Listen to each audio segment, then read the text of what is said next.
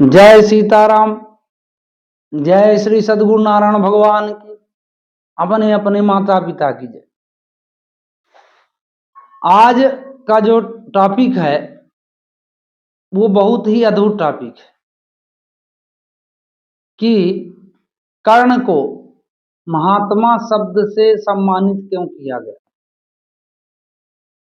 आप कभी भी रामायण वो महाभारत उठाएंगे और कर्ण के चरित्र में जाइए तो भगवान श्री कृष्ण जैसे परम योगी भगवान तो सभी कुछ है, उन्होंने महात्मा कहा है। जबकि आप ये देखो कि कर्ण जो है दिन रात गलत का साथ, दुर्योधन का साथ, जो गलत का पुंज था, है ना, जिसके अंदर महत कपट, पाप, लोभ, क्रोध, है ना, काम, वासना, ये बिल्कुल सागर अथाह हिलोरे मार रहे थे, उसका साथी धर्मात्मा कैसे हो सकता है। बड़ी अद्भुत बात है। पर कर्ण कर्ण है, ये भी बात है। अब थोड़ा कर्ण के चरित्र पर आप नजर डालो तो कर्ण का जीवन संघर्षमय है। इतना संघर्ष कि आज की दुनिया में होता तो लोग जिसको बोलते हैं डिप्रेशन, है ना, पागल हो जाता वो। एक सूर्य पुत्र को दुनिया शूद्र पुत्र के नाम से जानती और उसको शूद्र पुत्र कह के सम्मानित मतलब संबोधित किया जाता था। दूसरा, क्षत्रिय होने के बावजूद वो क्षत्रिय सुख से वंचित था। तीसरा, पांडवों का सबसे ज्येष्ठ भ्राता, है ना, जो हस्तिनापुर का राजा होना चाहिए, वो एक राज्य के लिए लड़ता रह गया। अब बताइए, इतना बड़ा दुर्भाग्य। चौथा दुर्भाग्य, वो सब कुछ जानते हुए भी युद्ध कर रहा था दुर्योधन के पक्ष से। एक समय ऐसा आया कि वो सब जानता था कि मैं किसका भाई हूं, मेरी माता कौन है और कैसा है, वो तब भी युद्ध करता गया, है ना। तो कर्ण थोड़ा मतलब बैक चलते हैं, ये कैसे कैसे हुआ। तो कर्ण का जो जन्म था वो माता कुंती दुर्वासा ऋषि की सेवा की। दुर्वासा ऋषि बड़ा प्रसन्न हुए, उन्होंने उनको अनायास बोला कि आपको वरदान हम देते हैं, है ना। उन्होंने मांगा नहीं था, इसलिए मैंने अनायास कहा। तो उन्होंने ऐसे मंत्र बताए कि किसी भी देवता को वो पंच देवता को खड़े कर सकती थी। वो देके चले गए। अब उन शादीशुदा थी नहीं उस समय, उनके मतलब लड़कपन जिसको मान सकते हैं आप, वो था। उन्होंने मजा लेने के लिए, दिमाग लगाने के लिए, देखो क्या ऐसा होता है, दुर्वासा ऋषि ने दिया है, उन्होंने सूर्य का आवाहन कर दिया और सूर्य आ गए वहां से। तो जब सूर्य खड़े हुए, प्रकट हुए, बोले कि बताओ देवी क्या काम है, मैं आपको अब दूंगा, मैं आया हूं तो कुछ वरदान। बोले वरदान वरदान न चाहिए। उन्होंने बिना सोचे समझे, हालांकि सोचा समझा सब प्रभु का है, वो तो कराते वही है द्वारा उनका, जिसका भी लगना हो, चाहे सूर्य का लगना हो चाहे किसी का भी। तो उन्होंने आशीर्वाद दे दिया कि आप पुत्रवती हो।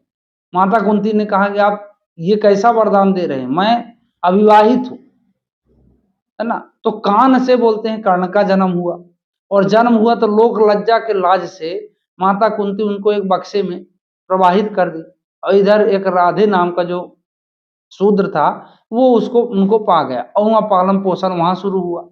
पर शेर के बच्चे को आप कुत्तों के बीच में पालो तो वो शेर कुत्ता नहीं बन जाएगा, उसमें कुछ ना कुछ शेर का गुण जरूर रहेगा।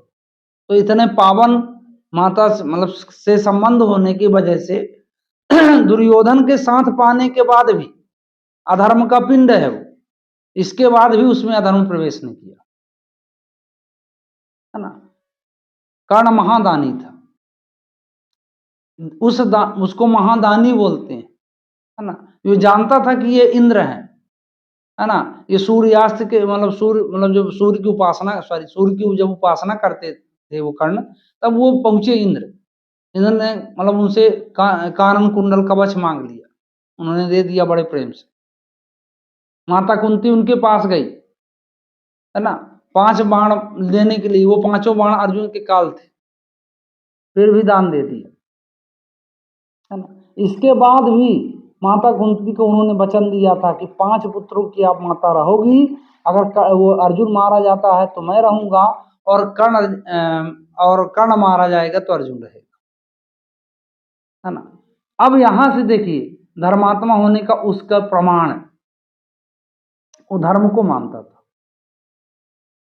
जिसको ये मालूम पड़ जाए कि मैं पांडवों का भाई हूं, वो भी ज्येष्ठ भ्राता हूं, जिसके पक्ष से साक्षात नारायण लगे हुए हैं, वो उसी दिन युद्ध छोड़ देता। ये हरंती पार्टी में इसको जानता हूं। अकर्ण 100% जानता था कि दुर्योधन की हार होनी है, क्योंकि जहां परमात्मा होंगे विजय वही है। इसके बाद भी वो यमराज से दिन रात लड़ता रहेगा। इसीलिए कहा जाता है कि मित्र हो तो कृष्ण जैसा, कि बिना लड़े जो है युद्ध में विजय दिला दी, या तो फिर मित्र हो तो कर्ण जैसा, ये जानते हुए भी कि मेरी मृत्यु सुनिश्चित है, मेरी हार सुनिश्चित है, फिर भी वो दुर्योधन के लिए लड़ता रहेगा। उसने बड़ा शब्द अच्छा बोला था महाभारत में कि सूर्य तपन छोड़ सकता है, वायु अपना शीतलता छोड़ सकती है, चंद्रमा अपनी शीतलता छोड़ सकती है ना, और बाकी सब अपने ग्रह सत्व छोड़ सकते हैं, लेकिन कर्ण जो है दुर्योधन का साथ नहीं छोड़ सकता, है ना। अब देखिए, अब आप लोग ये सोचेंगे इतनी कहानी तो ठीक है भाई, इसमें कहां सिद्ध होता है कि धर्मात्मा है। तो एक घटना थी, एक युद्ध था, जब अर्जुन और कर्ण का युद्ध हो रहा था। कर्ण फाइनल बिल्कुल युद्ध में था, उसने बाण छोड़ा तो एक बार मुकुट उड़ा। अब अर्जुन के पास कोई जवाब नहीं उस बाण का, उसने संधाना उस बाण को, भगवान ने जाना कि अब ये अंत कर देगा। भगवान ने सूर्य को आदेश किया कि आप चले जाओ, सूर्यास्त हो गया। उसने अपने बाण को पुनः व्यवस्थित कर लिया, बोला कि कल देखा जाएगा। इस बात का जब पता दुर्योधन को चला, दुर्योधन बड़ा नाराज हुआ, क्योंकि वो कपटी था। बोला कि कर्ण तुम जान के बताओ, आज जीता किया युद्ध जो है आज हार के चले जाए। कर्ण ने कहा क्या हुआ? उन्होंने कहा तुम बाण छोड़ देते वो मर जाता, अर्जुन मारा कि महाभारत खत्म, आज से मैं विजयी घोषित हो जाता, ये 4 बचे थे, ये मुर्गी किसी दिन कट जाती। उसने कहा मैं ये काम नहीं कर सकता था। क्यों?